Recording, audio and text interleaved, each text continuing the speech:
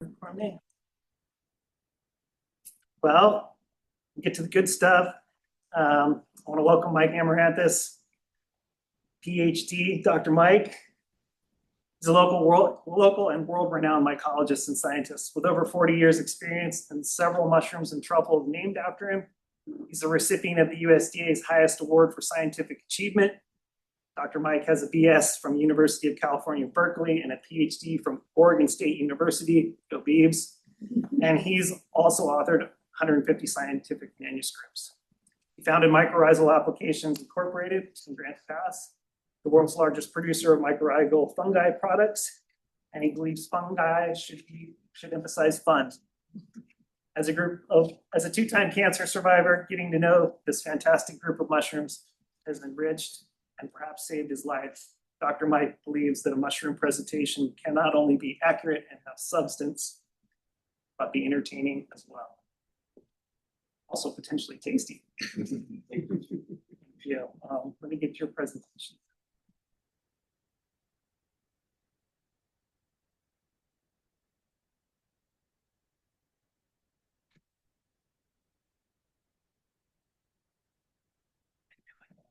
Seen that again, yes. All right, I'll hand it over. Thank you. Thank Appreciate you. it. Thank you for coming tonight. Appreciate the invitation. Love talking about fungi. I've been in the Rogue Valley a long time. When I first arrived, there was woolly mammoths roaming the Rogue Valley. I've been here a long time. We still have woolly mammoths. It's funny because when I first came up here, I was at UC Berkeley, and I was came up as a young soil scientist. I think it was 21, and one of my first assignments, part of my job description, was work on reforestation. And back then, can you hear me okay? Yep. Back then, Forest Service was doing a lot of clear cutting. Literally, Oregon was producing 100 million trees to plant these clear cuts. And I was kind of in charge of the nursery tree seedling production assignment, and we were doing a terrible job. A lot of the trees were stunted, they weren't growing well. And then when we outplanted them in the forest, our survival rate was less than 50%. We were trying to grow these trees like corn. And they weren't going for it. So the stunting, we looked at the foliar analysis of the needles of the conifers, and they were phosphorus deficient. So we naturally looked at the soil to see what the phosphorus content was, and it was sky high. So it didn't make any sense that you'd have sky high soil phosphorus and phosphorus deficiency in the plants. So we kept asking all the experts, and they said, well, add more chemicals, add more fertilizers, and we did. We ended up with all these disease problems, and then we were growing trees that had tops and virtually no root system. So when you transplanted them into the rigorous forest environment, they couldn't survive because they had no feeder roots. So it was really a toxic program. This went on for years and years. And then finally someone said, you need to talk to Jim Trappy at Oregon State University. Jim was kind of a kooky old professor, and I called him on the phone, and he answered the phone, and he goes, oh, it's a mycorrhizal problem. You just go out in the forest and you collect these mushrooms and these truffles and these puffballs, put them in a blender, mix them with water, and spray them over your tree seedlings, and they'll grow normally, and they'll survive better in the field. I thought, who is this guy? I've never heard anything about mycorrhiza. I've been asking people for 3 years, and no one's given me an answer like this. So we're kind of desperate. So I went out, he told me what to look for, when to look for it. I went out there, I collected all these mushrooms, truffles, puffballs, put them in my wife's margarita blender, mixed it in 50 gallons of water, and sprayed it over these beds experimentally. And sure enough, within a couple of weeks, these trees, the stunting went away. They developed this beautiful fibrous root systems. And when we planted them in our research plots, we got 90% survival instead of 45% survival, pretty much double the survival. So I was hooked after that. I couldn't understand why I had never heard about mycorrhizae. People looked at fungi in the forest as an awful thing and not as a beneficial thing. So when Jim got a National Science Foundation grant, I was looking for a PhD student. I volunteered and been working on it ever since. So it's been a fun journey for me. And that's why I wanted to show this first slide, is because this is actually the root system of a tree seedling without mycorrhizal fungi.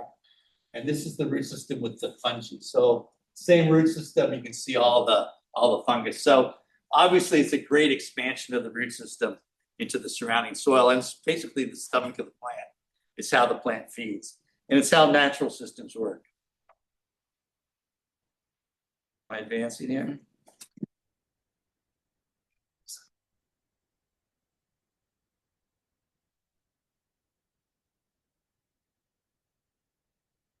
I just had screen. Okay. Use these arrows. Okay, good, thank you.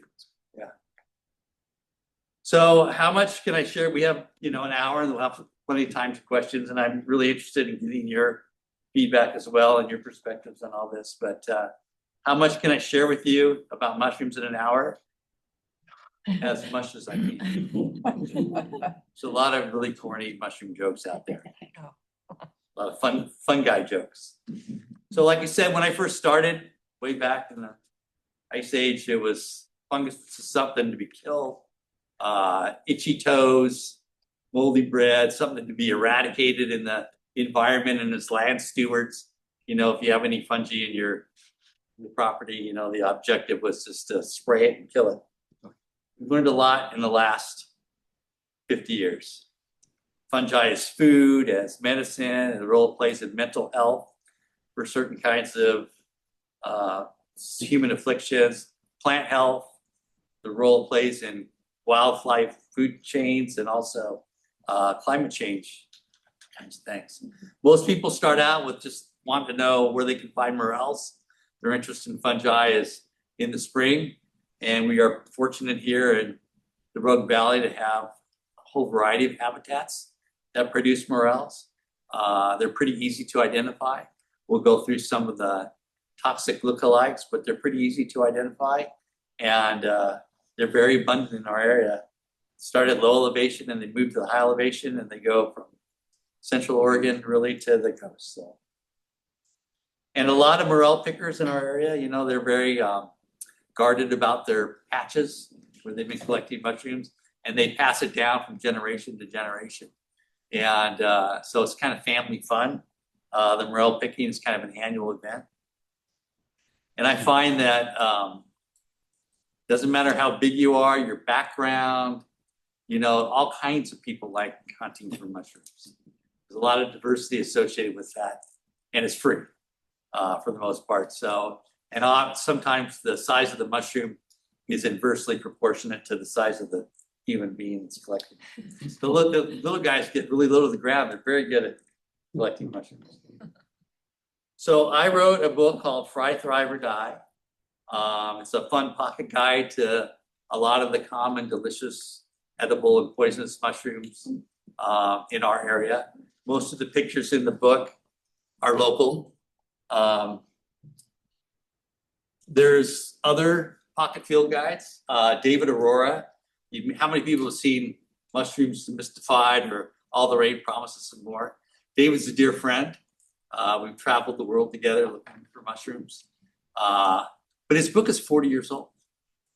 And a lot of the names have changed. What we think was edible back then maybe aren't edible. Some of the ones that we thought weren't edible are great edibles. There's all kinds of new species. We knew virtually nothing 40 years ago about the medicinal uses of mushrooms. There's all kinds of developments in these fields.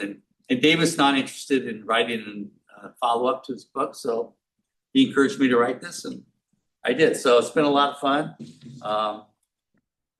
The book really kind of goes through where and when to find mushrooms, how to identify them, what the dangerous lookalikes are, some of the health benefits, how to store them, dry them, recipes, some of the historical uses, because a lot of these mushrooms have been used for thousands of years by various cultures.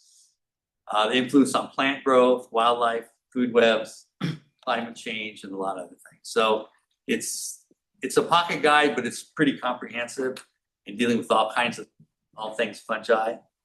It divides some of the more common ones in our area to fry, the ones you can eat, thrive, the ones that are medicinal, die, the poisonous ones, and I've got some fly mushrooms, which are the psychedelic ones as well. And we have quite a few in the Rogue Valley. And most people were really, I mean, I can't tell you how many people have sent me photos from their iPhones. And can I eat this? And you can eat them all. Some will kill you, but you can eat them. Yeah. So I wrote the book to really kind of unravel what's edible and what's not edible, because people need to be able to tell the edible mushrooms, because we have some deadly poisonous ones in the Rogue Valley. So we need to be able to identify them and avoid them. It doesn't hurt to touch them, but you definitely don't want to eat some of the deadly ones that we have in our area. So that was motivation for the book. And then, you know, how to prepare, because they all have different like culinary value, and they go different with different kinds of dishes, etc. So there's a lot of recipes in the book as well.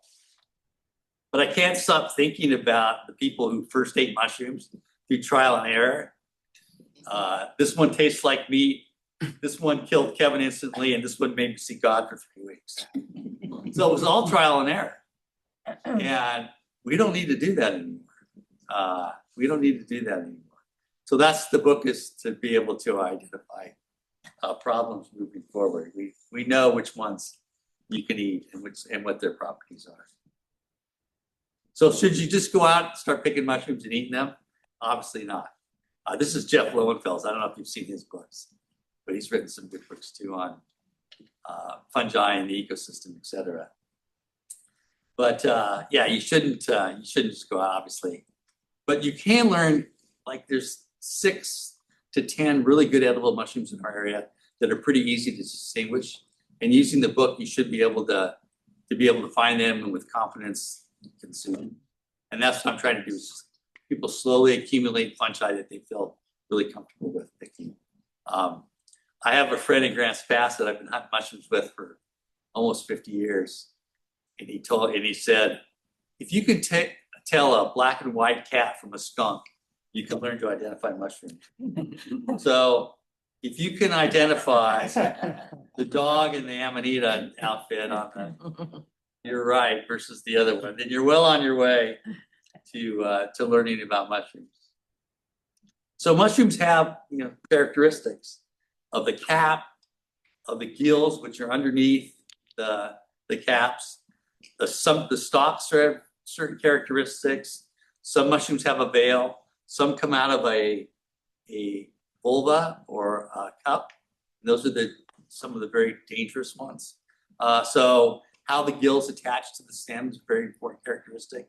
The colors there's a thing called spore prints, and the color that the mushroom cap leaves on a white piece of paper after several hours is a good indication of the kind of mushroom it is. So there's all kinds of tricks to identifying these things. So those are the mushroom characteristics. And every mushroom in the book has a list of what that specific characteristic is for that mushroom. So distinctive qualities, the underside of the cap, but also the fragrance of the mushroom, the kind of habitat. Some mushrooms like disturbed lands, some like conifers, some like hardwoods. They have different kinds of habitat requirements. Some fruit in the winter, some in the spring, some in the fall. Some produce fruit in the summer. So, and there's a lot of history behind some of these mushrooms in various cultures. So I'll start with morels. We are blessed again with all kinds of morels. This is I'm always here to encourage you. This is morel support. Morel support. Morels have these pits and ridges. If you slice the morel lengthwise, you'll see that there's a large cavity in the stem, and the stem and the cap are both hollow. So that's a distinctive quality. The pits and ridges, and the cap is longer than the stem, and the cap is attached the whole length of the stem. That's the characteristics of a morel. Here's your toxic lookalikes for morels. The one on the left is the brain, Gyrometra. And We have a few Gyrometrus species in the Rogue Valley. This one is particularly dangerous, Gyrometra esculenta. I always wanted to meet the guy that called this esculenta, because esculenta means good to eat, and it can be deadly. And that's part of the thing. I mean, the old books have this as an edible, and this can be very toxic. So yeah, it's pretty. And the one on the right is the elephant saddle. And again, some people eat this one. I know some people have very toxic reactions to it. So I say avoid these two. Just put in good morels. Here's one that most people eat. It's called the thimble morel, and you can see where the stem is not hollow. It's got kind of a pithy interior, and the cap is attached to the stem only at the top, not the whole length of the stem. This one occurs in riparian areas. It's the early morel. It's the first one up.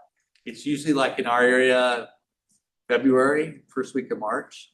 I eat it. It's delicious, but I know some people have eaten large quantities of this and had a allergic reaction.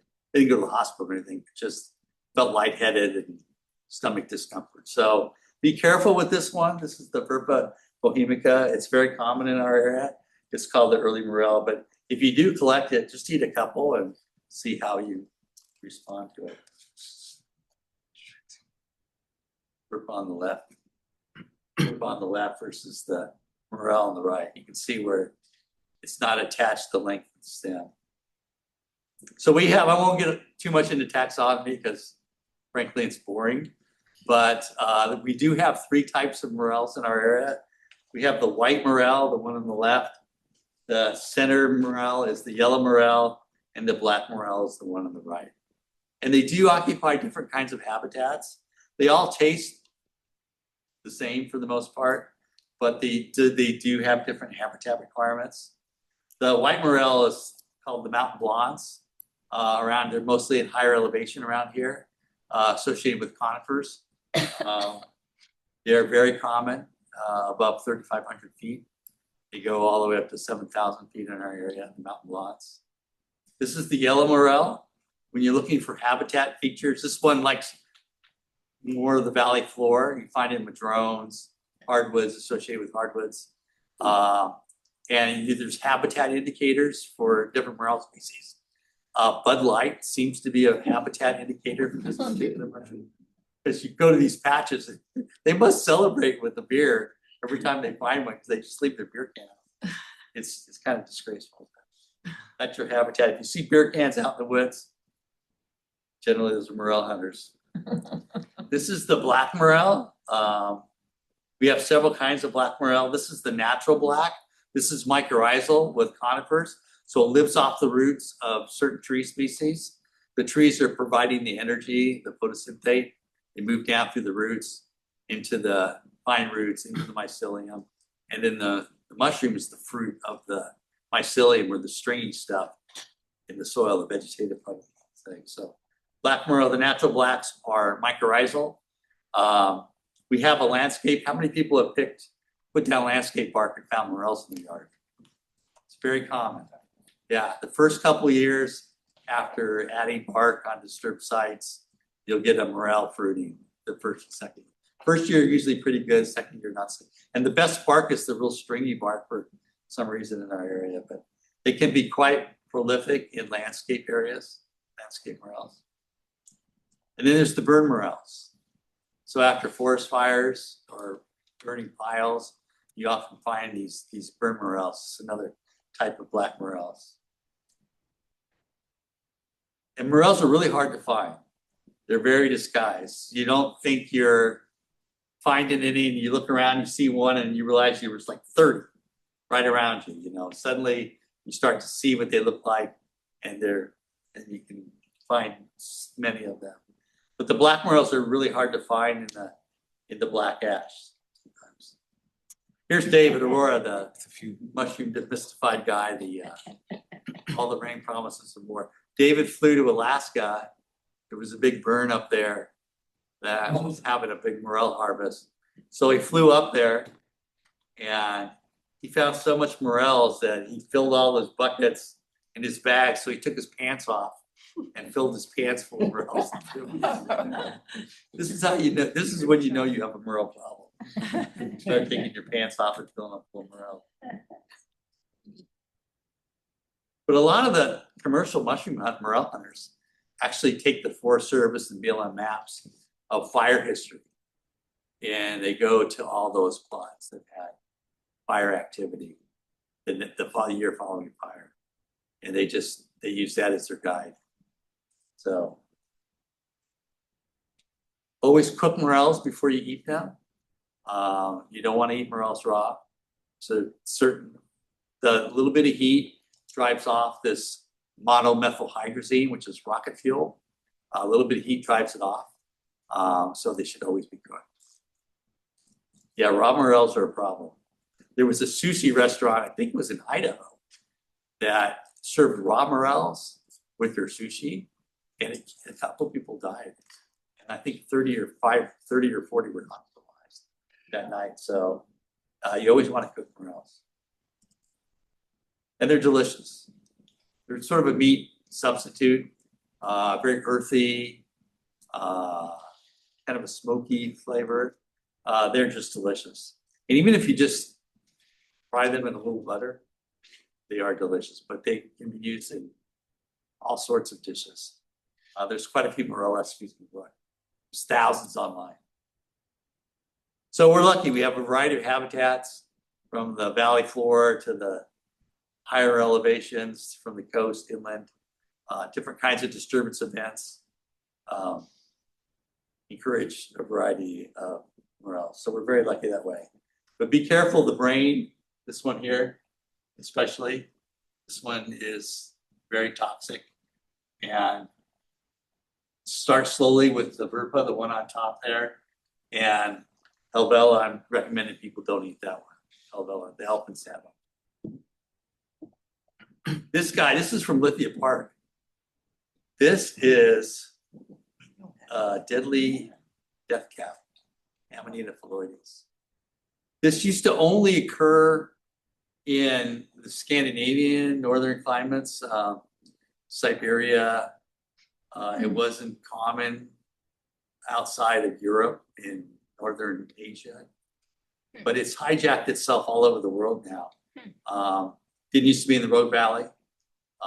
It's here now, especially seems to like parks where non-native tree species have been planted.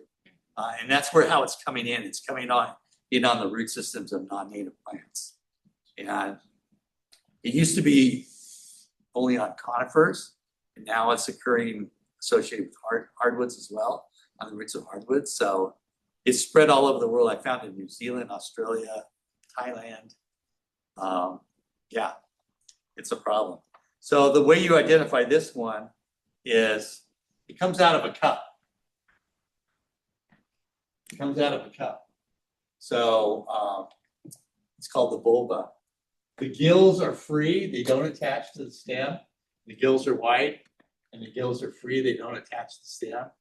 And they have a skirt-like veil on it, a skirt-like veil on the stem. But the cup is really the distinguishing quality.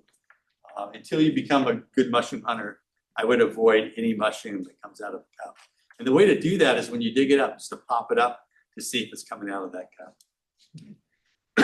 It's crazy because this next one, this is the destroying angel. This one is what they used to slip the Roman emperors to get rid of an emperor. They killed several Roman emperors with this one.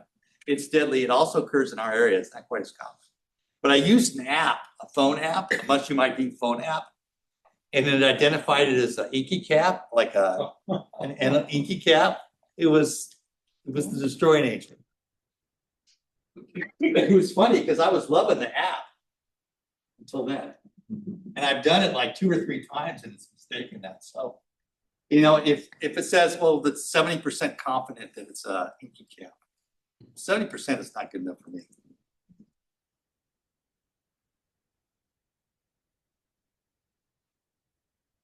So yeah, avoid it, and that comes out of a cup as well. You can see the the cup here at the base. Again, free gills and skirt-like veil, and white gills underneath them. This, yeah. This is the classic mushroom from video games and all kinds of gift shops, etc. The fly agaric. This one is not poisonous. It's an intoxicant. People tend to go through a period of discomfort, but it's mostly an intoxicant, and it's used by shaman in northern, like Siberian stuff.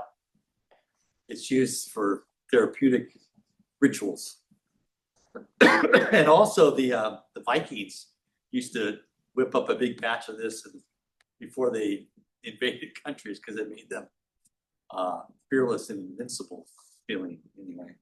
So the berserkers, they were called. They were Ammonite eaters. So it's got a long history.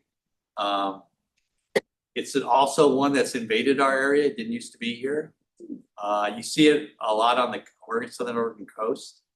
You can see whole fields of it on the southern Oregon coast. It's mycorrhizal, so it's associated with certain kinds of trees. And again, I find it all over the world now. So it's another fungus that's sort of hijacked its way around. We do have a native Amanita, the panther, the yellow one. So this is the non-native one that occurs. And this has got similar properties. It's also an intoxicant. This is the panther Amanita. And it's very common late winter and spring in our area.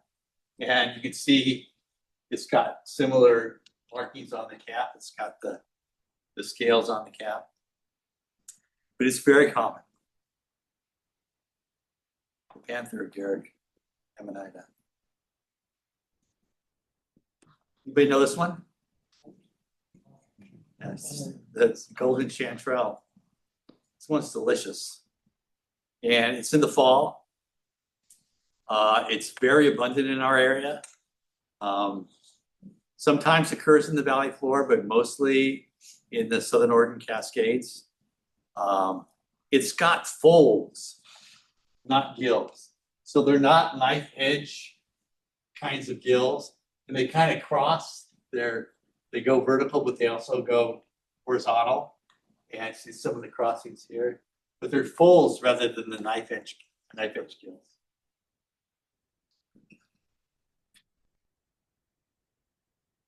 Very common. You can, if you hit it right, you can pick 30, 40 pounds in a day.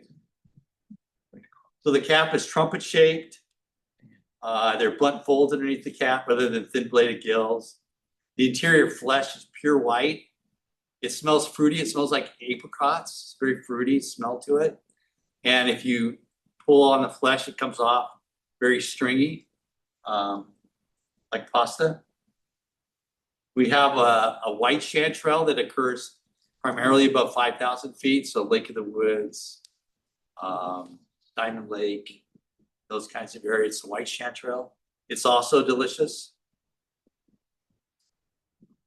And then along the coast in the lower elevation Douglas fir stands, we get the yellowfoot chanterelle. And this is very delicate, but it's super fruity. It tastes delicious. How many people have ever bought mushrooms from Louis at the growers market? You know, Louis. So he gets a lot of yellow feet. I would try it. It is delicious. It's very, very fruity, just delicious and all kinds of seafood and pasta dishes. Here's your dangerous look-alike for the chanterelles. It's the scaly false chanterelle, Turbinellus glucosus. This one. You notice it's white underneath and then orange on top. And the book goes through all the dangerous look-alikes for each mushroom. But this one has a scaly top. It's white underneath, and the blunt gills go all the way down the stem. It occurs very close to chanterelles. In many areas, you'll find a scaly. You got to look at every mushroom you pick, make sure it's the right one. But sometimes they can be within 6 inches of each other.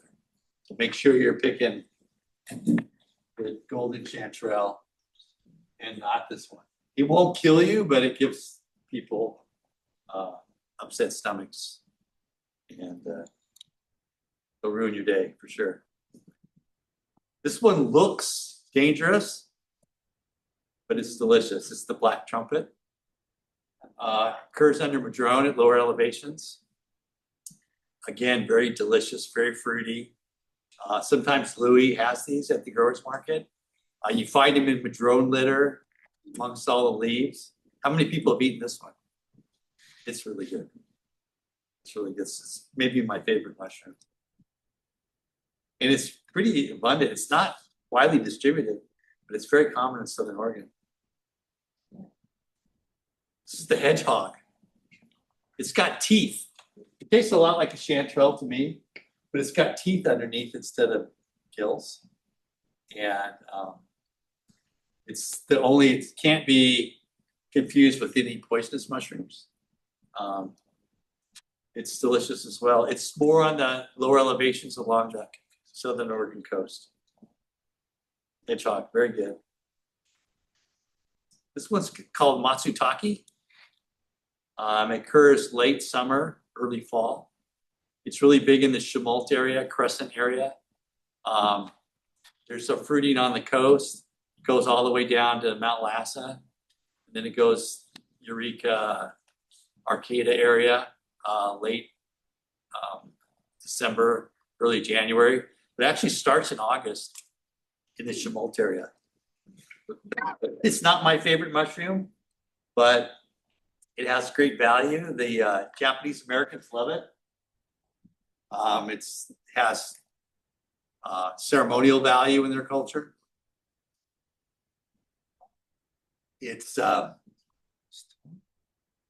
very common. There was a time back in the 80s and 90s where it was selling for, $200 a pound. Crazy stuff. Because they were shipping it all to Japan. I've seen an individual mushroom in Japan at like $400, a big one, $400 mushroom. Crazy. We have an indicator for that is this candy stripe plant. It only grows from the mycelium of Matsutake, so the good commercial hunters look for candy stripe. If they see candy stripe, they start looking really close for cracks in the ground because they fruit in the areas that there's candy stripe. Is the candy stripe the same time of year or spring? The candy stripe can occur at the same time. You see old ones, so it's Okay. just coming. It's just done when the Matsutake are coming up, but you can tell that they were there. Is that They're an still- orchid? Yes. What was the comment? I wondered if that was an orchid, the candy stripe. It's an achlorophyllous plant, so it's actually living off the root systems of pine and true fir tree.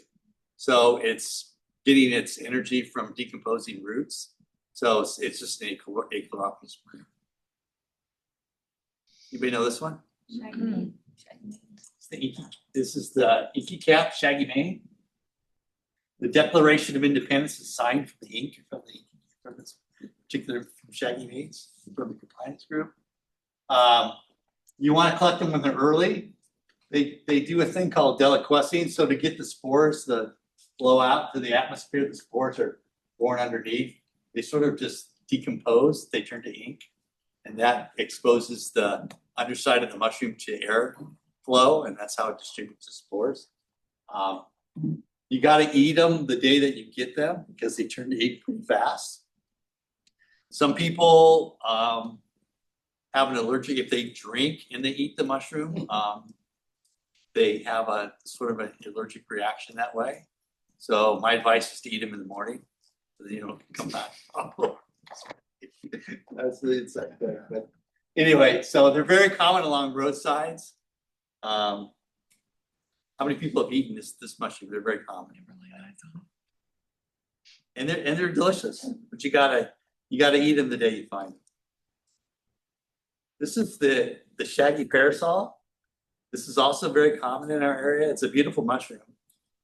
You notice the poisonous ones had white gills underneath this. They start out kind of beige, and they'll turn a little bit darker than this, so they're not pure white.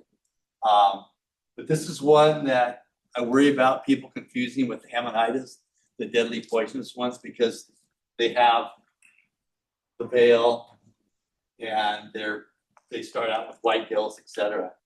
But so be careful on this one. But it is delicious. And once you get to know it, it's pretty distinctive. You can confuse it with another parasol that has green staining underneath. See the green stain here underneath the gills? That's chlorophyllum. You want to avoid that one. Because it won't kill you, but you'll have an upset stomach on that one. That's a common mushroom in lawns and a common cause of mushroom poisonings. Green sword parasol. So if you're going to collect this one and eat it, make sure it doesn't stain green underneath. This is the Liberty cap. This is a psychedelic mushroom. Occurs along the coast. It likes dung. Likes meadowy areas where there's been grazing animals. It's hard to find. Sometimes you find people driving the coast and there's a Volkswagen van parked out in the field. People walking around like this. That's what they're looking for. The Liberty caps. They don't have a high level of potency, but they are psychoactive. This is one that probably occurs right here on this property. This is the wavy cap. I know J. Herbert Stone Nursery had tons of them growing in the old days, about 3 miles from here. It's very potent. It's called the wavy cap. It's got purple-brown spores. The gills are purple-brown. I'll show you how to take a spore print here in a bit. But yeah, it's very potent. And it's all over the Pacific Northwest. Comments, questions? Wavy cap. See how the cap's wavy? And it likes bark molds, detritus. It's very common in people's yards. People tend to think of psychedelics as something associated with the 70s and hippies and stuff, but psychedelics have been used by human beings for thousands of years, all over the world. So many cultures use psychedelics ceremoniously, part of the rituals, religious rites, etc. So it's been around for, some of the cave art goes back 8,000 years. We know these mushrooms are being used. So it's just not a 70s hippie thing. They've been used ritually for thousands of years. Problem is, people that are looking for little brown mushrooms to get high is this one. This is the deadly Galerina. This is the death bell. It's got, instead of purple brown underneath, it's rusty brown. And they can occur, when we were finding them at the Stone Nursery, when we were working for the nursery, producing tree seedlings, we'd find this one right with them. Oh, no. So you got to look for, anytime you consume a mushroom, you got to look at every mushroom and make sure you got the right identification. Because this one is deadly. The deadly Galerina. Any mushroom with rusty brown spores, this color spore, you just really want to avoid. Some of the more poisonous of the mushroom groups. You can see how the psilocybin mushrooms have this purple brown spore print. If you take the cap of a mushroom and you put it on a white piece of paper, within an hour or two, you get this outline of the spores dropping from the gills of the mushroom. And then you look at the color, it's very distinctive of the type of group that mushroom comes from. So the purple brown, also the psilocybin mushrooms, they tend to stain blue when you bruise them. So this would be a rusty brown spore print versus a purple brown spore print. So it's a good way to make sure you're not making a mistake by taking spore prints. Mike, I did have a question Sure. online about the psychoactivity on the, or toxicity on that wavy cap. Is it highly psychoactive? Yes, it's powerful. It's more powerful than the Liberty cap. So yeah, And just to talk a little bit about how psychedelic mushrooms are being used. Obviously, it's legal in Oregon. You have to go be certified as a therapist. They're being used for PTSD, they're using for anxiety, OCD, just trauma therapy. People that have a very bad cancer diagnosis, so end of life kinds of things. So there's in Ashland and Bend and Portland, there's places you can go. To go through that, they don't want seriously mental people, suicidal people. So you have to meet with the therapist several times before you go through that. They need to make sure you're stable enough.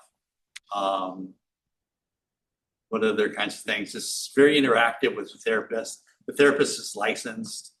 You can't just go by it and take them home and eat them. You have to, someone stays with you for 8 hours, and there's follow-up. So it's very heavily regulated. The people that have really pushed for this are the veterans with PTSD. Those are the guys that are out there because there's really not been many good therapies for PTSD. There's less than 10% success with the current kinds of treatments, where the psychedelics are a one-time or two-time event, and it's permanent. So a lot of the vets that I've talked to that have been through the thing are very happy. I mean, if you look at the kind of feedback that you get from various written testimonials afterwards, it's like 70 to 80% effective. So it's really good for certain kinds of, for the end of life people. I know a lot of people, I'm a cancer action network person. And I know for people that are terminally ill, it's really helped them accept their fate and come to grips with their diagnosis, et cetera. So I think if properly used in a controlled environment, it's a valuable tool. The FDA has ruled that psychedelics are a breakthrough therapy, which has made a lot of research easier to get material for research. So there's stuff coming out every month on large scale human testing with psychedelic mushrooms. So it's a promising, if used correctly, it's a promising tool. And God knows we need some mental health kinds of tools for people. So, and I love the fact that it's not some pill that you have to take the rest of your life. People go to 2 or 3 sessions, and they're done. They don't have to do it anymore. So I like that part of it. So, any more questions on psychedelics, or anybody have any comments? Or yeah, it's. I think Colorado and Oregon are the only states where they have these legal things, and they're actually all in trouble because they have the financial part of the licensing and the training for the therapists and the annual licensing and the cost of the mushrooms. The costs of the sessions can be several $1,000s. It hasn't been as popular as people thought it would be. But the veterans, again, are really pushing for this. So maybe that's where we're at now. We can talk about it later as well. Porcini, Letus edulis. We have a fall and a spring fruiting of porcini. These are delicious. The Italians love these particular mushrooms. One mushroom for the size one mushroom can be humongous. You can slice these and dry these, so they're pretty big. We get the spring king, and these are the spring ones, but we also get a fall fruity down by the valley floor. Madrone and manzanita are very good host plants for these. These are medicinal. But if you go to Europe, Southern Europe especially, you go to a restaurant, there's always 5 or 6 porcini dishes on the menu. So they're delicious. They're one of my favorite mushrooms. And in Southern Oregon, you can really, in one day, collect enough porcini to last you through the year. You slice them thin and dry them, and then rehydrate them, and they're actually better dried and rehydrated. You get more of that porcini flavor. And you can use the gills, you use the pores underneath. There's like a sponge-like layer underneath. You can make sauces and gravies out of that, so it's really good. One thing my slideshow fails to, I think, tell people is that a lot of mushrooms aren't sticking up out of the ground. So if you're not familiar with mushroom hunting, you don't run into too many mushrooms like this. Most of the mushrooms you run into are partially visually beneath the ground, or they're cracks in the soil, or they're covered with vegetation. It makes it a lot more difficult to find. But this is more typical. Typical mushrooms are partially hidden. So you got to look for what we call pushes, or areas where the ground is just kind of pushed up or cracked. And a lot of times there's mushrooms underneath that. So that's your indicator when you're out in the woods. You very rarely run into these kinds of situations. So you develop an eye over time. For the porcinis, the Boletus things, you want to avoid the blue staining ones. They handle blue. So avoid all blue porcinis. And again, the book covers, what to look out for. Anything that's got a real red spongy layer underneath the cap should be avoided. Those are the poisons. Once again, they won't kill you, but they will make you quite ill. This is Satan's bolete. This is one that'll make you very, very ill if you eat this one. Again, it's got the red stem and it stains blue. Most of our spongy bottom mushrooms that we find in Southern Oregon are actually these Sewilla species. And there are no poisonous Sewilla species. These are very common. You find them in yards, but especially in the forest, they're everywhere. They're probably our most common mushroom in Southern Oregon. It's the Sewilla species in the fall. And it associates with conifers. And there are no poisonous Sewilla species, but they don't really taste very good. They have they're called slippery jacks because they have kind of a slimy cap. So at this point, I'm going to talk a little bit about truffles, low fruiting truffles. We probably got 3,000 different kinds of truffle species in the Pacific Northwest. A few of them are very good edibles. The white truffles, this is actually the white truffle of Italy, and this is our Southern Oregon white truffle. They smell a lot alike. The white truffles, there's a spring and fall white truffle in Douglas fir stands. Goes from Corvallis south to Ashland. They tend to be in lower elevation Douglas fir stands, and they're delicious. If you get them when they're mature, they're just as good as the Italian truffle. The Italian truffle sells for like $2,500 a pound. It's ridiculous. It's crazy. Very sharp, kind of cheesy, garlicky, weird smell to them.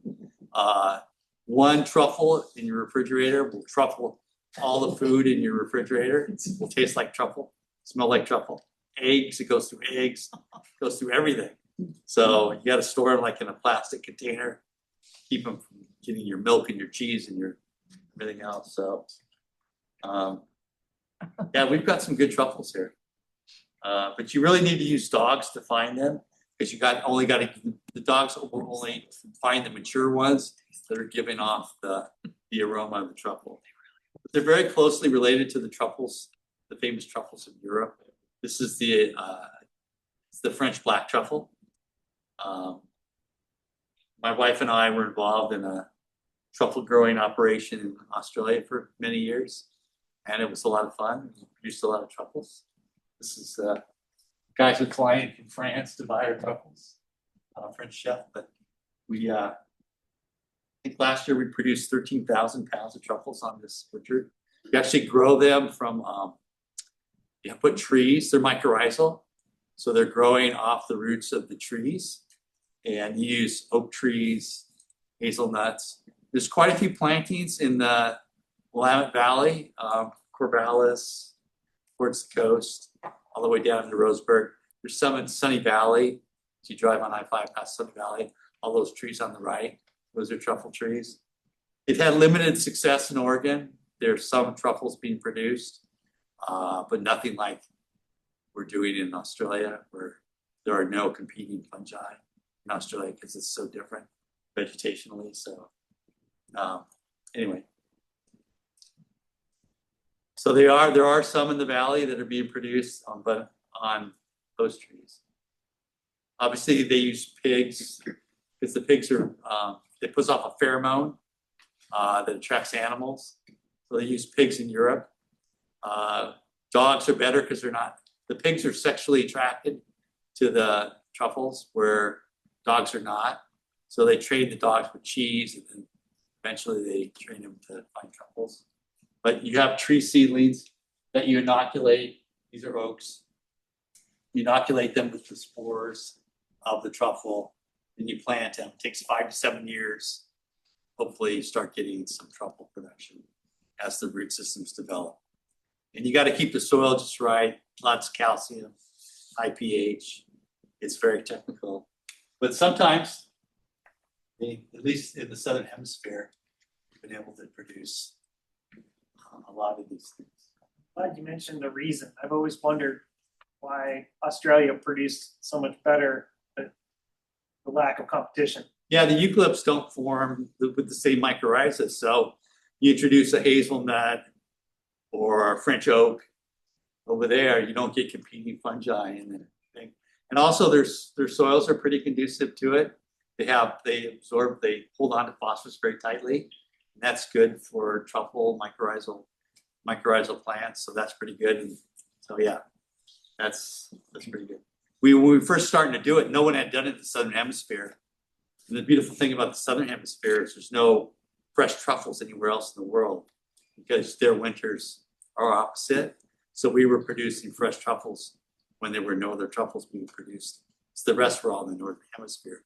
So part of it was the marketing to have fresh truffles for these elite restaurants in the off season. So yeah, a lot of fun. It's still going strong. This is the world's oldest and largest organism. This is the honey mushroom, Armillaria malleata. So there's an Eastern Oregon area that's 1,500 acres. It's all a single organism. It's the largest living organism on the planet, and it's 5,000 years old. It's genetically, it's identical. It's one living organism, like 100 times bigger than a blue whale. But yeah, 5,000 years old. And you can't eat these. The stem is kind of woody, but you can eat the tops. Taste like a regular Safeway kind of mushroom. Earthier, but stems are really stringy and thing. But you can find these in abundance in Southern Oregon as well. The honey mushroom. This is I'll pass this around. This is the oyster mushroom. Easy to grow, very easy to find in our area. Maybe we put it in front of the screen so people can see. Where am I looking here? Yeah, just in front. Okay. Oyster mushroom. These are delicious. Like I say, they're easy to domesticate. They were easily to domesticate. So you can grow them in kits, but they're also pretty commonly distributed wild in our forests. And they are a good edible. Oyster mushrooms. You can see the cap is not concentric with the stem. They're sort of laterally arranged. But this was really interesting because this has a lot of environmental benefits. They use it to clean up oil spills. The mycelium is used to detoxify oil spills. It was used at Chernobyl to detoxify the cesium-238 in the soils of Chernobyl. It's used in construction material. They make leather out of it. Adidas has a tennis shoe that they use it. This is turkey tail, but it's very similar. I grew just in a mold. Grew a teddy bear for my grandson. I've grown faces, pots, all kinds of weird stuff. Been invested in the environment. So a lot of these mushrooms, they produce enzymes which break down toxic substances in soils. They have powerful enzymes that are excreted from the roots of mycelium that detoxify soils. So it's really kind of micro-remediation. It's the mycology used to remediate in soils. And God knows we have a lot of soil toxicity and environmental toxicity going on. So with that, I'm going to open it up to questions. So I'm going to move on to medicinal mushrooms. Questions or comments or your own experience with mushrooms or anybody? I've got a couple. Oh, go ahead, Maxine. Yeah. I've got a couple too. We have occasional morels in our property, approximately 20 years. And usual suspects, dry species of trees. So my question is, we don't see them recur year after year in the same place. Do they have the possibility of recurring? Cultivation. So the question was, she's at 2,800 feet and she doesn't have them in the same spot year after year. And for most people, they do occur in the same place year after year. It's just some years seem to be better than others. I've been doing it for 50 years. I cannot predict a good year from a bad year. Like last year, I thought it was going to be a terrible year at higher elevations because it was so dry, but it was a pretty good year last year, higher elevations. Some years it looks like perfect conditions, wet, spring, moisture everywhere, and there's very few morels. So I don't know what causes them to fruit every year, but they do tend to appear in the same patches as the mycelium has been made. For morels, they actually produce, even though they fruit in the spring, they produce sclerotia, which are little potato-like things beneath the ground in the fall. And it's the sclerotia, these little potato things, are about the size of a pecan.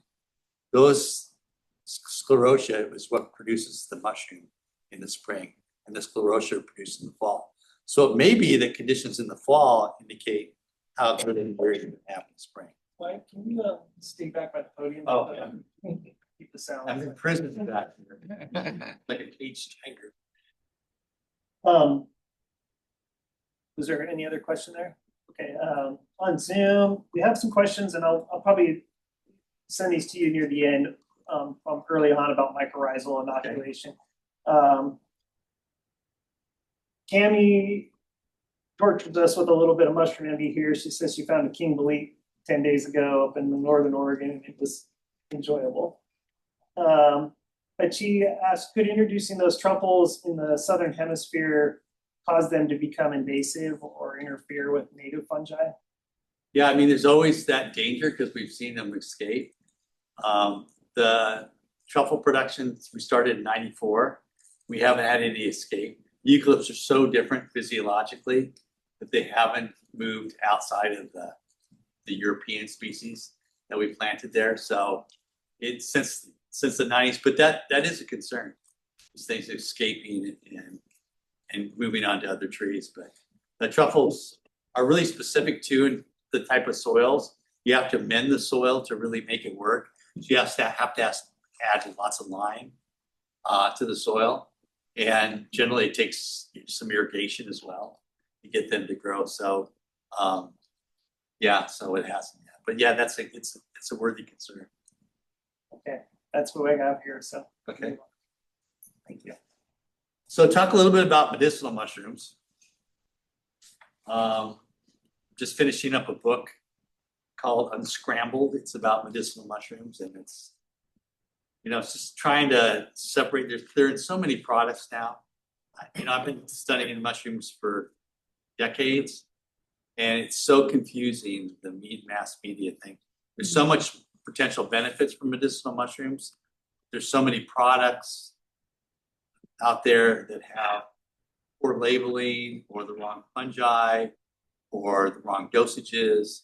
So it's really and some don't have any science behind them.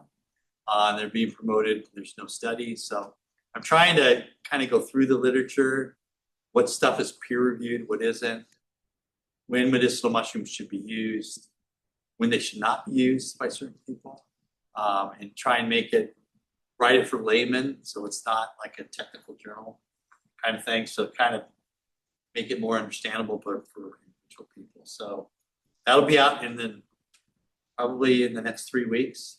I'm excited about that. And I think medicinal mushrooms have a lot of value. The fungi have a lot of things that plants don't have in them. There's beta glucans, there's complex polysaccharides, chitins, melanin, some vitamins that you don't really get much of, like vitamins B and D, special amino acids like ergothioneine, these triterpenoids, really complex polyphenols. There's a lot of things in mushrooms that you just don't get in plants. And a lot of them are pretty powerful medicines. If you go to Fry, Thrive, or Die, which is the website for the book, I have quite a bit of writings about medicinal mushrooms. So you can read some of the published journal articles that I've written and others have written on medicinal mushrooms. So it's a good reference to go to the website and check out some of that material. So lion's mane is one that, here's some lion's mane, I'll pass this around. Lion's mane is one that's got a lot of attention for its impact on cognitive health. I'll put one on either side here. This is delicious. It tastes like seafood. Lion's mane. It occurs all over the Pacific Northwest. It's kind of globally distributed, actually, but we have some other ones that are similar and close relatives of the lion's mane. It's been great, like for cognitive decline, a lot of dementia, human studies for people with dementia, memory and concentration issues. Pretty fabulous fungi. It's a great edible mushroom. Again, it's got kind of a seafood kind of flavor to it. We get a big one, the bear's head, which is in the same genus, very similar mushroom. These get you've probably seen these if you spend much time out in the woods. They get very big. One mushroom can be 5 or 10 pounds. Bear's head. And it has a lot of the same properties as the lion's mane. You see lion's mane in a lot of products. This is another one, maitake, or got several names.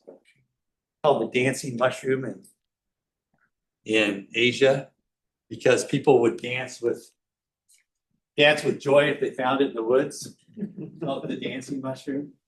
Again, it's a strong medicinal one. It's got super high beta glucan. It's a powerful antioxidant. It's got strong anti-tumor effect for cancer patients, etc. And it is delicious.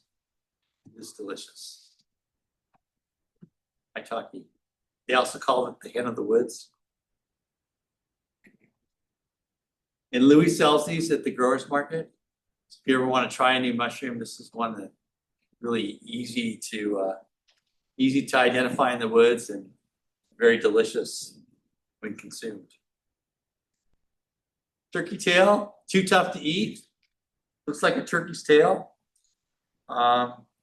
This is actually the Bear Creek thing after the fire, the Talent Fire, Phoenix Fire. You can't eat it because it's like leather, but it's probably the most researched of all the mushrooms. It's been used in Japan and China, Southeast Asia for years. This is kind of a really old one. That stuff will just confuse you, but it looks like a turkey tail. And have you seen this? It's on oak logs. It's on. Have you seen it in your yard and wonder what it was? It's leather. It's like a Dr. Scholl's foot pad. It's pretty rubbery. But people sell it as capsules, and it has powerful anti-cancer kinds of therapies. It's got PSK and PSP, which are specific compounds that have been shown to be anti-tumor. They actually use it. It's the most popular. It's like FDA approved in Asia. It's used with people going through chemo, radiation kinds of therapies as an adjunct therapy. So it's actually used with traditional cancer therapies. It's used by millions of people in Asia for cancer. Turkey tail, very common, globally distributed. This is reishi. It's a tough woody thing. You probably have these all over your yard too, and we always wonder what they were. You can't eat it obviously because it's woody, but it's used. The mycelium is grown, and the mushrooms are grown and made into powder. They're commonly used in capsules, tinctures. They're very common ingredients in some of these mushroom products. And that's the Ganoderma ampullatum. We get a varnish conch one. It's got a shiny top to it. Also very common. We've got one that occurs on conifers and one that occurs, a varnish conch that occurs on conifers and one that's on hardwoods. Very common in the higher elevation forests. How many people have seen this thing coming out of a tree and wondered what the heck it was? Mushroom mortality. If you look at some of the ancient temples in China and Japan, they have carvings of reishi all over these temples. It was because the health benefits were known back thousands of years, and it wasn't that plentiful in Asia, and only the elite families were allowed to consume it. They wouldn't let the common person harvest it. It was only to be used by the elite members of society. So they put it all over their decorations, their pots. This is chaga. This looks like just burnt charcoal on a tree. It only occurs on birch trees. It's woody, but it makes a nice tea. There's really quite a bit of research on chaga too. Some thing, but it's only on birch. Very, sometimes you find it in neighborhoods in Ashland. Grants Pass, I found it in Roseburg. It's only on birch trees. It's mostly northern climates where it occurs naturally. So Canada, Alaska, Siberia, Scandinavia. And it's very commonly used in Russia for people that have cancer as a cancer therapy. Chaga. And it makes a nice tea. It's kind of got vanilla. It's very mild. It's got vanilla-like qualities about it. So how do you pick a product that's got mushrooms in it for medicinal purposes? It's very difficult. You have to read the label because some of them list all of these mushrooms and just have one amount. So they'll have, 1,000 milligrams, which is, basically a gram. And then they'll list 10 mushrooms, but how much of each mushroom is in there? Because some of them don't have medicinal value that they list on the label. So you basically want 3 grams per day. That's 3,000 milligrams. That's what most of the studies that have used mushrooms therapeutically are using, roughly 3 grams a day in their therapies. Some of the studies, have, lots of population. Some just have a couple dozen. So it's still evolving. Yes. I assume that's a dry weight. Dry weight. So yeah. So if you look at a capsule, so like say there's a coffee product and it's got 200 milligrams in it. Are you really going to drink 15 cups of coffee to get your therapeutic thing? You're blowing up the roof. You'd be, so some of them have just a little bit in there and not enough to really get any benefit. You want 3,000 milligrams or 3 grams a day. And you can take half in the morning, half at night. that's what it takes. So I've seen products where they had 10 milligrams, which is nothing. That's nothing. So, yeah, but there are some good products out there, but there's a lot of stuff that's smoke and mirrors, I think. And again, look at the label to make sure you're in that 3,000 milligram range. Most of the capsules are 500 milligrams. So you would take 6 capsules to get your 3 grams. So you want to look for capsules that are 1,000 milligrams. So you're only taking 3 capsules per day. So you're not having so many capsules. So any questions on the medicinal mushrooms? Anybody, have you witnessed all this robust expansion of products with colas and coffee and it's just crazy all the stuff that got mushrooms in. Is there a lifespan for some of these products, even though they're dry? I mean, is there anything about in terms of freshness or? There's not a lot of data on the longevity of these things. Well, I would say, if it's more than a couple years old, I would not guarantee its potency, I think. Especially if it's stored at room temperature. So, yeah.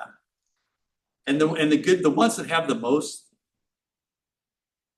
research support, peer-reviewed research support, are chaga, the hen of the woods, the maitake,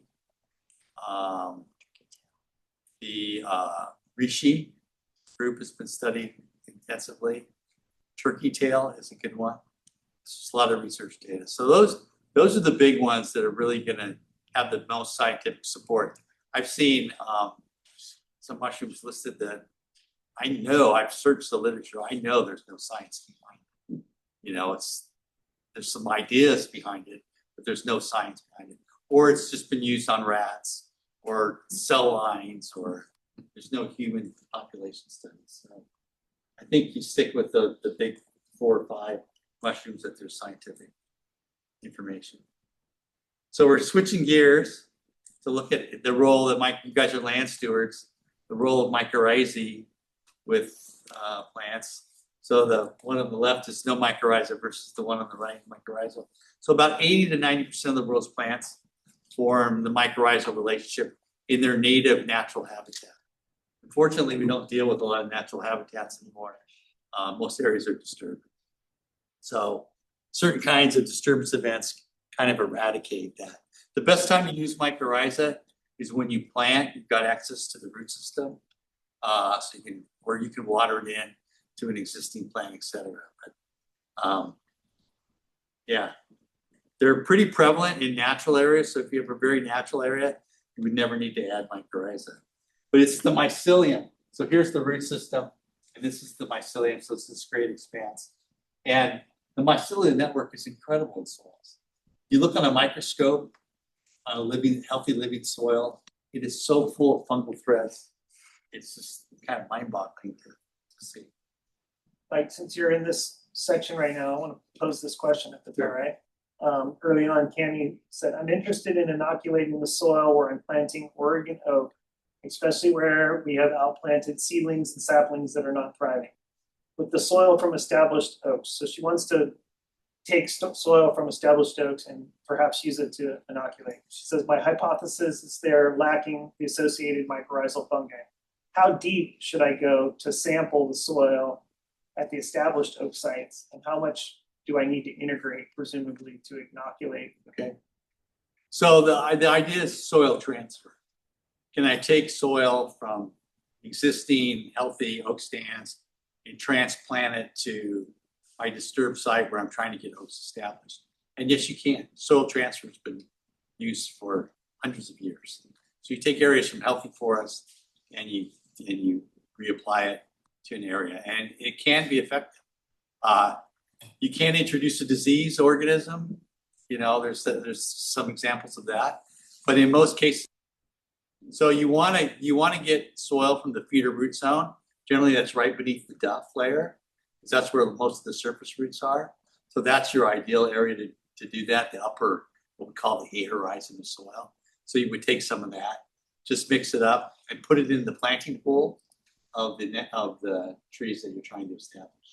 Is there a best time of year to do that? Yeah, spring and fall. Okay. So spring and fall is when you actually get more root growth in the fall than the spring, but spring is pretty good too. As long as the soil temperatures are above like 45, then you're getting root activity. So spring and fall are good times to transplant. Yes. I had exactly the same question. Okay, yeah, we can do it. Yeah, it works. I mean, it's so transparent. My grandfather in Italy, he was an orphan, and his first part of his working at the orphanage, he had to haul soil from truffle trees that were producing truffles to trees they were planting to get truffles. So they would carry it on the orphan kid would carry it on their back. And when they would plant the oak trees in the areas that they wanted to get truffles, they would take soil from the existing fruiting trees and did that. How about, a follow-up from Canny is, how does she treat saplings that are already in the ground? So if can you top dress with inoculated? Not very clothes? effective. Not as effective. You got to get it into the root zone.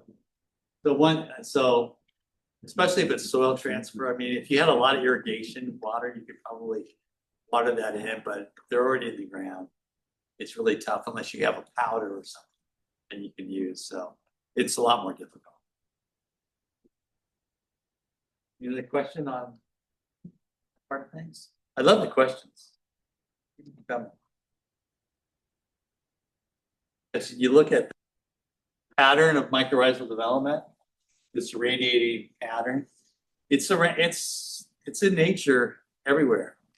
Close up on the left, the blood vessels of the human heart, the river network of the Amazon. This is the pattern that nature uses to access, absorb, and transport this dendritic pattern. And mycorrhizal relationship, very much that same pattern. So disturbance effects. The mycorrhizae don't like new construction.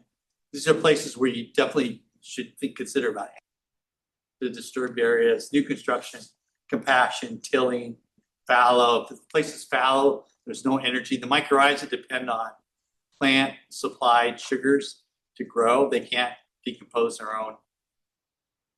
So they have to rely on the plant to supply that. So you need plants to keep the soil alive.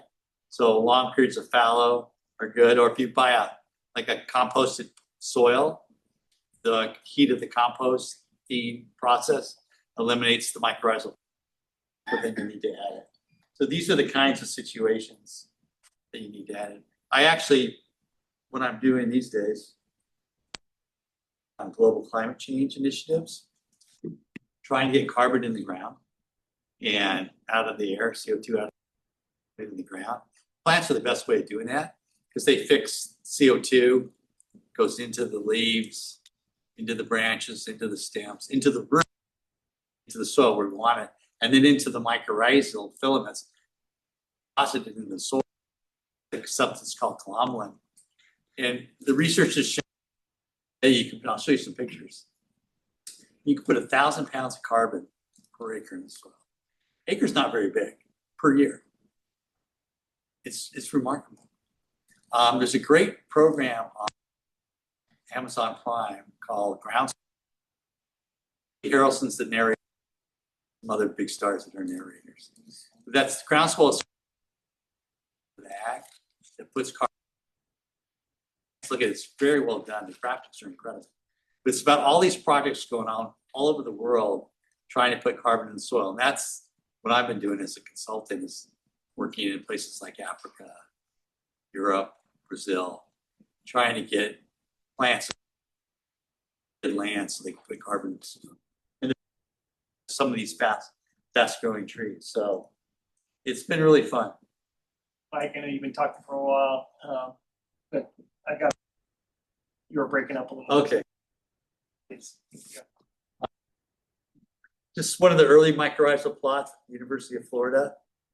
You can see the treated corn and the untreated corn subjected to drought stress. See that the untreated plants are wilting. What's really interesting is that the mycorrhiza is spreading from these corn plants into the control plots. Because you can see along the boundaries, they're starting to grow normally. So I love that because the mycorrhizae, you get them established, they will spread from plant to plant. This is the Rodale Institute, some work that was done in the 80s and 90s where they used organic regenerative ag and mycorrhiza to add carbon to the soil. They were some groundbreaking stuff associated with this, but this is just a few years, they increased the soil carbon content 1,000 pounds per acre per year by using these methods. I actually did some calculations of every garden in America, figured out the average size of a garden, what percentage of the American population had gardens, developed the mycorrhizal network in their garden. It's the equivalent of taking 286,000 cars off the road. If people just used it, what if golf courses? What if in forestry if we used it? So it can make a project that we're working on in Denmark is projected to be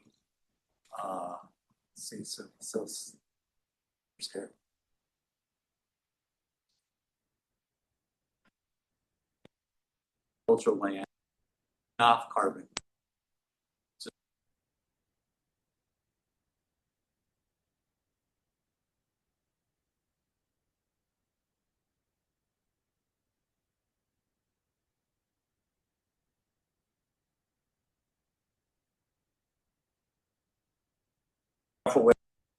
Carbon in the soil.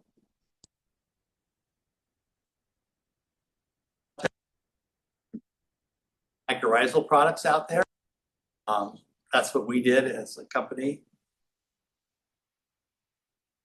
We sold to Sumitomo of Japan, and they're building a $28 million plant that's just opening in White City to grow mycorrhizae. So Wow. it's catching on, especially internationally, more than in the USA, for obvious reasons. Encouraged in other countries and not so much encouraged here. It's got a strong subsidy from the government.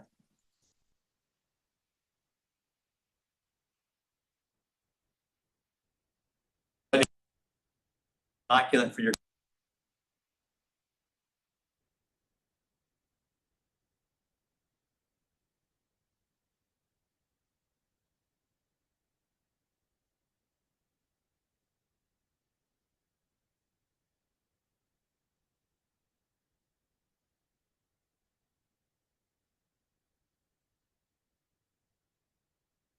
you want the manufacturer to just determine. So you just definitely want that. And there are some good mycorrhizal companies out there. And there are, so you can go to all over. Most stores have mycorrhizal inoculant in it now. Yes. If you get a dry mycorrhizal supplement, keep for a year or so? Yes. Okay. State. So are they in a that's a comment? Because the mycelial part of it, they have no shelf. 2 weeks. But the spores and the root fragments, the fragments have 2 or 3. You don't want just the mycelial product unless you use it immediately. Okay. The propagules, if it's listed as a propagule, it should have a shelf life. But products that are to be able to do that. Thank you. Yeah, so and like it's everywhere, the Grange Co-op, Freddie, almost every place that lists the mycorrhizal fungi that even Scott's, believe it or not, is starting, they're getting an organic line. They're experimenting with mycorrhizal fungi. So a lot of the chemical companies see this coming because about 50% of the nitrogen land washes off, goes into groundwater, Goes into rivers and streams, goes into lakes. One will produce pounds of if put in. There's a lot of these dead zones coast where the Mississippi. It's like there's no Gulf of Mexico until you get out, 120 of all the nutrients to there. So when the algae decompose oxygen in the water, zone because there's no oxygen in the water, and there's these micro aerophilic off the nurseries from all the Oregon nurseries developing. They've cut down a lot on they're going like but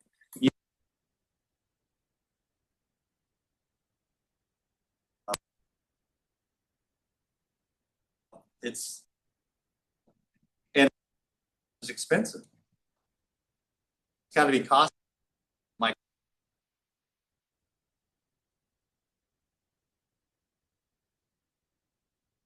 It's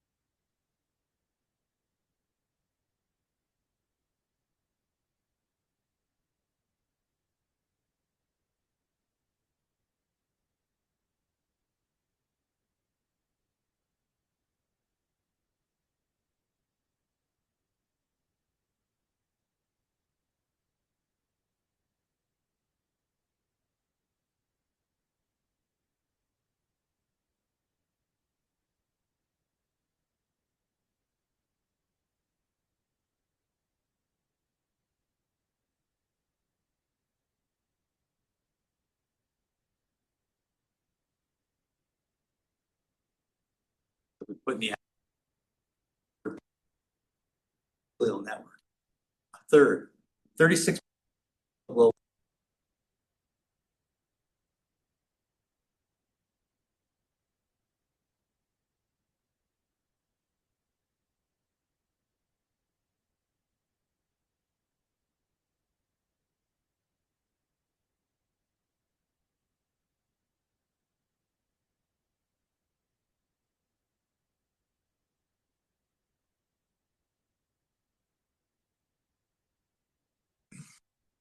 travel or anything that's going to be reorganized. This like carbon. Planting trees, it works. We don't need to invent anything crazy if we just need to start as soon as possible. Obviously, I'm a big proponent of soil.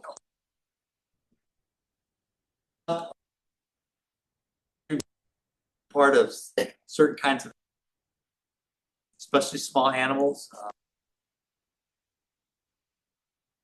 bear eat much.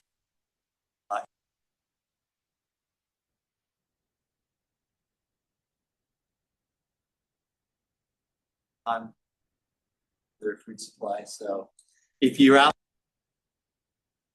and it's over the hill, it's just the animals will eat it.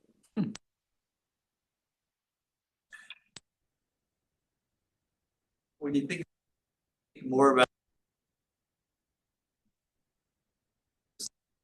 as stewards of the, you're going to learn a lot of.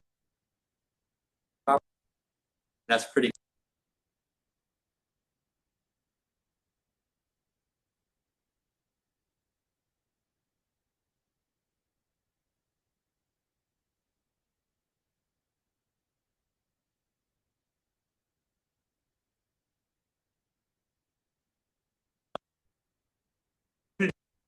To teach kids a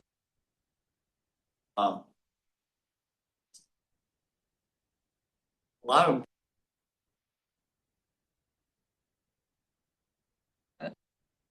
something that's for them. We're all dependent on Mother Nature. People go crazy.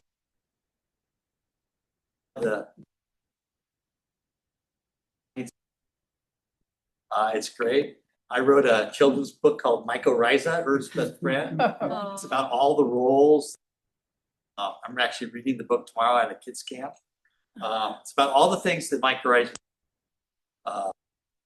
as a miner, a wizard, a carpenter, an explorer, conductor, a parrot, internet expert, best friend. This is available at a library. It's ideal for a lot of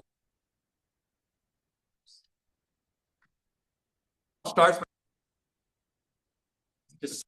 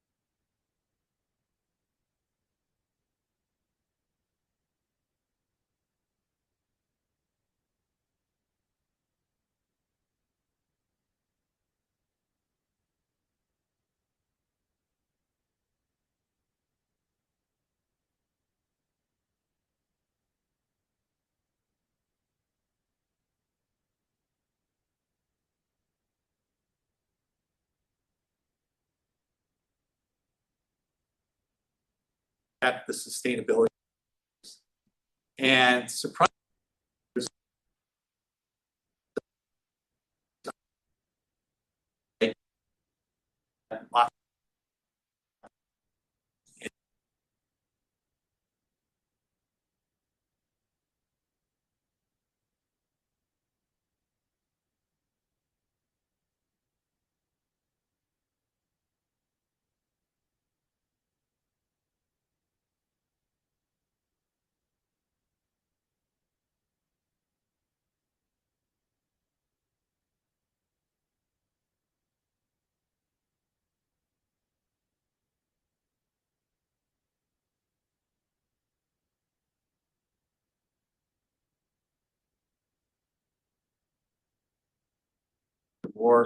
More production.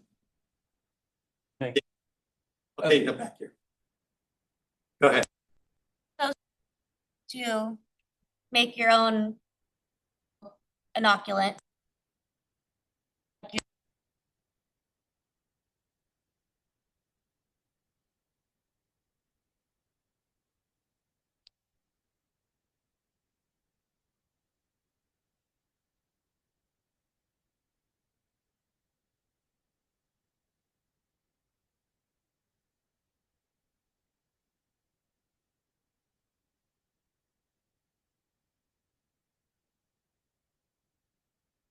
putting it in your own.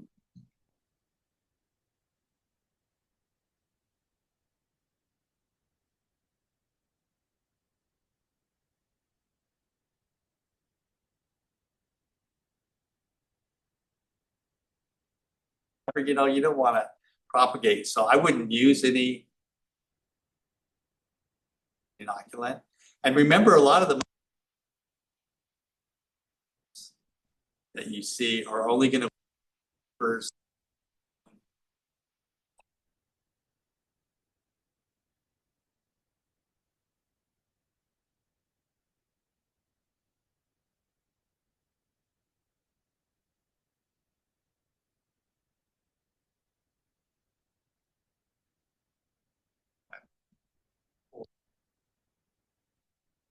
From an area that you've been producing. I mean, that's what we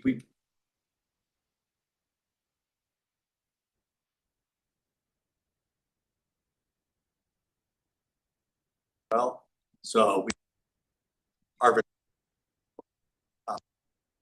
and use that as a product. So that's kind of a different process. Yes, collect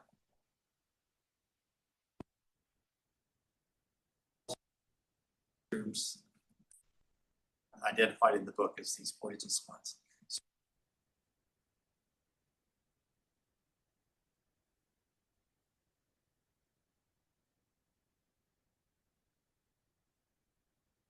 Getting public.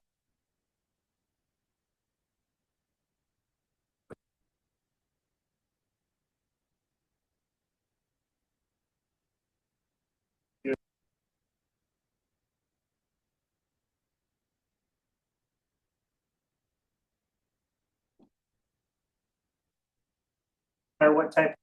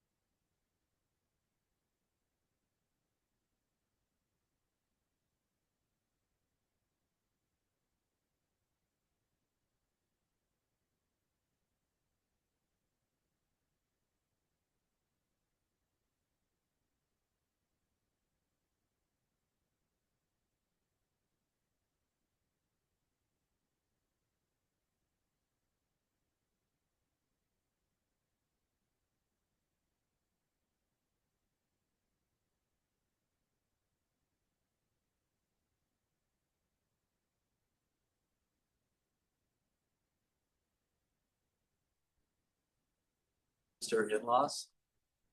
Killed. Yeah.